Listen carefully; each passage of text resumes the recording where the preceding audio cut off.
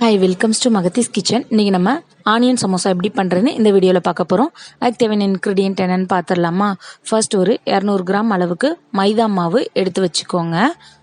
அப்புறமா ஒரு 2 பெரிய சைஸ் ஆனியனை குட்டி குட்டியாக சாப் பண்ணி எடுத்துக்கிறேன். ஒரு பெரிய சைஸ் உருளைக்கிழங்க இந்த மாதிரி குட்டி குட்டியாக சாப் பண்ணி எடுத்து வச்சுக்கோங்க. கொஞ்சம் கொத்தமல்லி தலையை சாப் பண்ணி எடுத்துக்கிறோம். கொஞ்சம் கருவேப்பிலையும் சாப் பண்ணி எடுத்துக்கிறோம்.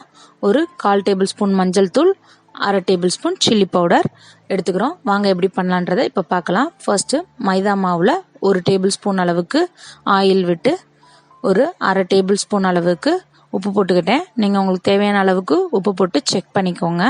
நான் இப்போ 1/2 டேபிள் ஸ்பூன் உப்பு போடுறேன். போட்டுட்டு தண்ணி கொஞ்சம் கொஞ்சமாக அப்ளை பண்ணி பிணைஞ்சிக்கலாம். ரொம்ப தண்ணியாகவும் இருக்கக்கூடாது, நம்ம மாவு ரொம்ப கெட்டியாகவும் இருக்கக்கூடாது. இப்படி ப்ரெஸ் பண்ணால் நல்லா ப்ரெஸ் ஆகுற மாதிரி இருக்கணும். இப்போ இந்த மாவை ஒரு 15 மினிட்ஸ் மூடி போட்டு மூடி வச்சுக்கலாம்.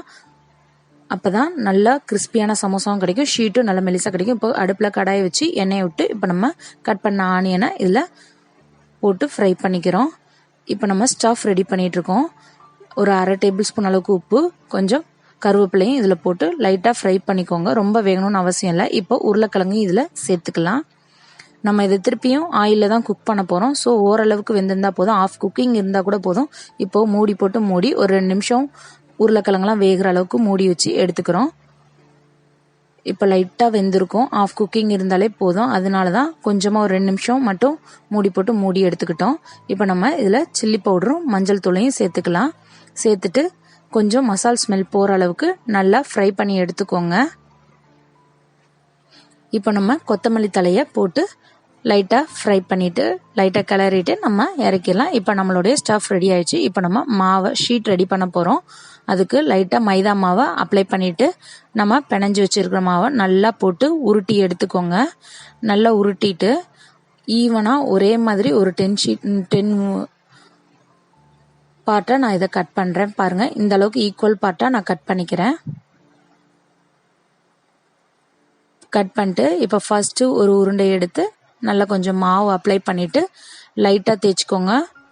ஓரளவுக்கு தேய்ச்சா போதும், திருப்பி நம்ம தேய்ச்சி தான் எடுக்க போகிறோம். ஸோ ஓரளவுக்கு நீங்கள் தடியாகவே தேய்ச்சி எடுத்துக்கோங்க. இப்படி அந்த 10 உருண்டை நம்ம கட் பண்ணோம்ல, அந்த பால்ஸ் எல்லாம் எடுத்து 10 பால்ஸையும் நான் இந்த சைஸில் நான் தேய்ச்சி எடுத்து வச்சுக்கிறேன். இப்போ நம்ம ஃபர்ஸ்ட் ஒரு ஷீட் எடுத்துக்கிறோம். அதில் கொஞ்சம் ஆயில் நான் கோட் பண்ணிக்கிறேன். நல்லா ஆயிலை நல்லா ஈவனாக ஸ்ப்ரெட் பண்ணி விடுங்க. நல்லா ஒன்று போல் தேய்ச்சி விட்டுட்டு இப்போ நம்ம இதில் மைதா கோட்டிங் கொடுக்க போகிறோம்.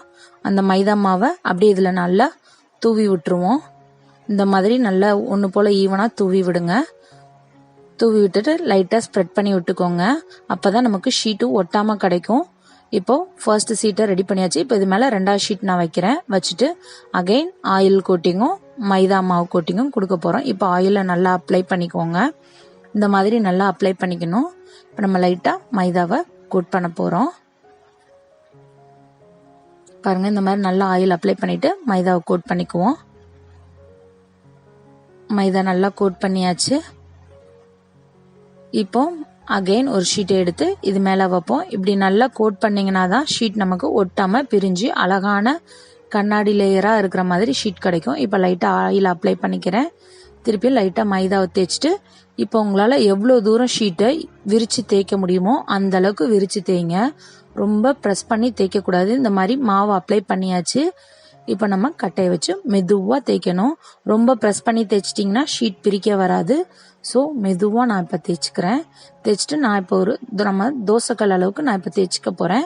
மெதுவாக தேய்ச்சி விடுங்க, ப்ரெஸ் பண்ணி தேய்க்காமல். உங்களால் எவ்வளோ தூரம் விரிக்க முடியுமோ நல்லா விரிச்சுக்கிட்டிங்கன்னா ஷீட் நல்லா கிடைக்கும், கண்ணாடியாக கிடைக்கும். நமக்கு சமோசாவும் கிறிஸ்பியாக கிடைக்கும். இப்போ நம்ம தேய்ச்ச அந்த ஷீட்டை எடுத்து நான் நல்லா தோசைக்கல் ஹீட் ஆனோன்னு அந்த தவா மேலே போட்டாச்சு. போட்டுட்டு லைட்டாக தான் ஹீட் ஆகணும். பாருங்கள், அந்த ஷீட் தொடும்போது லைட்டாக ஹீட் நமக்கு தெரியும். இப்போ நம்ம ஷீட்டை திருப்பி போட்டுக்கோம். ரொம்ப வேகணும்னு அவசியம் இல்லை. நம்ம ஷீட் ரெடி பண்ணுறதுக்காக தான் இந்த மாதிரி குக் பண்ணிக்கிறோம். இப்போ நம்ம எடுத்தாச்சு. எடுத்துட்டு இப்போ இந்த ஷீட்டை நம்ம மெதுவாக பிரிக்கணும். பாருங்கள், இப்போ நான் ஃபர்ஸ்ட் ஷீட்டை பிரித்து காட்டுறேன். எவ்வளோ சூப்பராக வரும் பாருங்கள். ஒன்று போல் நமக்கு பிரிஞ்சிரும். பார்த்தீங்களா அப்படி பிய்யாமல் வந்திருக்கு பார்த்துருக்கீங்களா. நம்ம நல்ல ஆயிலும் மைதா கொட்டியும் கரெக்டாக கொடுத்தோன்னா நமக்கு ஷீட் தனித்தனியாக கிடைக்கும். இப்போ நான் 3 ஷீட் தான் போட்டு பண்ணுறேன். உங்களுக்கு வேணால் 4 ஷீட் 5 ஷீட் வரைக்கும் நீங்கள் போட்டுக்கலாம். பாருங்கள் எவ்வளோ நல்லா கண்ணாடியாக ஷீட் கிடச்சிருக்குன்னு. இப்போ நம்ம கசக்கி பார்த்தா கூட இது கிளியாது, நல்ல ஷீட் நல்லா இருக்கும்.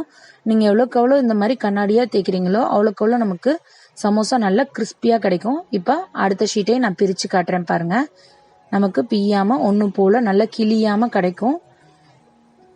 நல்லா கிடைச்சிருக்கு பாருங்க. இந்த மாதிரி நீங்களும் உங்களுக்கு எவ்வளோ தூரம் முடியுமோ அவ்வளோ தூரம் நல்லா ஸ்ப்ரெட் பண்ணி ஷீட்டை தேய்ச்சிங்கன்னா நல்லாயிருக்கும். இப்போ நம்ம ஸ்கொயர் ஷேப்காக ஓரங்களை கட் பண்ணிக்கிறோம். இப்போ நம்ம எடுத்த அந்த 3 ஷீட்டை தான் நான் கட் பண்ணி காட்டுறேன் பாருங்க. இந்த மாதிரி ஸ்கொயர் ஷேப்பில் கட் பண்ணிக்கிட்டோம், ஓரங்கள்லாம் கட் பண்ணியாச்சு. இப்போ நம்ம இதை 3 பீஸாக போட போகிறோம். இந்த மாதிரி ஷீட்ஸ் அந்த 3 ஷீட்ஸையும் டைட்டாக பிடிச்சிட்டு கட் பண்ணுங்க. ஒரே ஈக்குவல் சைஸாக கட் பண்ணுங்க. நமக்கு சமோசாவும் ஈக்குவல் சைஸில் கிடைக்கும். உங்களுக்கு என்ன சைஸில் வேணுமோ அந்த சைஸில் நீங்கள் கட் பண்ணிக்கலாம் பாருங்க. இந்த மாதிரி அப்படியே எல்லா ஷீட்டையும் கட் பண்ணி எடுத்துக்கலாம். நான் 3 பீஸ் போடுறேன் இந்த ஸ்கொயரில். இப்போ பாருங்க நம்மளுடைய ஷீட் ரெடி ஆயிடுச்சு. எவ்வளோ சூப்பராக ஷீட் ரெடி ஆயிருக்கு பார்த்தீங்களா. இப்போ இதில் தான் நம்ம சமோசா ரெடி பண்ண போகிறோம் பாருங்க. கிளியாமல் சூப்பராக வந்திருக்கு பாருங்க. கசக்கி பார்த்தாலும் இது கிளிய போகிறது இல்லை, நல்லா லைட்டாக குக் ஆகிருக்கு. இப்போ நம்ம அதோட ஓரங்கள் வெட்டி வச்சிருந்தோம்ல அதையும் நம்ம இப்போ வேஸ்ட் பண்ண போகிறதில்ல. இப்படி நல்லா குட்டி குட்டியாக உங்களால் எவ்வளோ தூரம் முடியுமோ அந்த அளவுக்கு குட்டியாக சாப் பண்ணி நம்ம ரெடி பண்ணி வச்சிருக்க ஸ்டஃபோட மசாலாவோட இதை சேர்த்துடலாம். நல்லா டேஸ்ட் நல்லா இருக்கும். இந்த மாவு நல்லா பொரிஞ்சு வரும்போது கிறிஸ்பியாக நல்லா இருக்கும் உள்ள ஸ்டஃப். இங்கே பாருங்க இந்த மாதிரி ஓரத்தை ஃபோல்ட் பண்ணிட்டு அப்படியே ஒரு சுத்திட்டு திருப்பி ஃபோல்ட் பண்ண இடத்துல போய் நம்ம ஜாயின் பண்ணிடணும். அந்த ஃபோல்ட் பண்ண இடம் உள்ள லேயரை கவர் பண்றதுக்கும் இந்த லென்த்தியான லேயர் வந்து அவுட் சைடில் கவர் பண்றதுக்காக இப்போ இதுக்குள்ள ஸ்டஃப் வைக்கிறோம். ஃபர்ஸ்ட் ஃபோல்ட் பண்ணோம்ல அதை வந்து இதில் இந்த ஸ்டஃப்பை மடக்கிறதுக்காக வச்சுக்கிறோம். இப்போ இந்த ஓரங்களில் நல்ல கெட்டியான மைதா மாவு லைட்டாக வந்துட்டு கரைச்சிக்கோங்க. கெட்டியாக கரைச்சிட்டு இந்த மாதிரி அப்ளை பண்ணி விட்டுட்டு இது லாஸ்ட்டாக நம்ம கொண்டு வந்த அந்த லென்த்தியான ஷீட்டு, அந்த லென்த்தியான கார்னர் இதை வந்து அவுட் சைடில் அப்படியே பேஸ்ட் பண்ணிக்கணும் பாருங்க. இந்த மாதிரி அந்த 2 லேயரில் ஒன்று வந்து அந்த மசாலாக்காகவும் ரெண்டாவது வந்து அவுட் சைடுக்காகவும் பண்ணுறோம். இந்த மாதிரி நல்லா ஃபோல்ட் பண்ணி வச்சுக்கோங்க. இந்த மாதிரி மற்ற சீட்ஸ் எல்லாம் போட்டு உள்ள ஸ்டஃப் வச்சு ரெடி பண்ணிக்கலாம். இப்போ கடாயில் எண்ணெயை விட்டு இப்போ ரெடி பண்ணி வச்சிருந்த சமோசாலாம் உள்ளே போட்டு ஃப்ரை பண்ணிக்க போகிறோம். இந்த மாதிரி ஒன்றா சேர்த்துக்கலாம். ஷீட் நல்லா டைட்டாக ஃபோல்ட் பண்ணுங்க. அப்போ தான் பிரியாமல் அழகான சமோசாவாக நமக்கு கிடைக்கும். பாருங்க லைட்டாக பாயில் ஆனோன்னா நான் லைட்டாக திருப்பி விடுறேன். Light brown colour, golden brown colour வரும்போது நீங்கள் எடுத்துடலாம். இந்த மாதிரி குக் பண்ணி எடுத்துக்கோங்க. பாருங்க நம்மளுக்கு கிறிஸ்பியான சமோசா ரெடி ஆயிடுச்சு. எவ்வளோ சூப்பராக வந்திருக்கு பாருங்க. இப்படி எல்லாத்தையும் நம்ம ரெடி பண்ணி வச்சிருக்க சமோசாலாம் போட்டு ஃப்ரை பண்ணி எடுத்துக்கலாம். பாருங்க இப்போ பிச்சு காட்டுறேன். எவ்வளோ கிறிஸ்பியாக நமக்கு சமோசா கிடைச்சிருக்கு பார்த்தீங்களா. இந்த மாதிரி நீங்களும் ட்ரை பண்ணி பாருங்க. ட்ரை பண்ணி பார்த்துட்டு உங்கள் கமெண்ட்ஸ் எங்களுக்கு மறக்காம சொல்லுங்க. இந்த வீடியோ உங்களுக்கு பிடிச்சிருந்தா லைக் பண்ணுங்க, ஷேர் பண்ணுங்க, கமெண்ட் பண்ணுங்க. அப்படியே எங்க சேனலை சப்ஸ்கிரைப் பண்ணுங்க. பக்கத்தில் உள்ள பெல் ஐக்கானை கிளிக் பண்ணி நாங்க போடுற வீடியோவை உடனுக்குடனே நோட்டிபிகேஷன்ல பாருங்க. இது உங்கள் மகத்தீஸ் கிச்சன். தேங்க்யூ.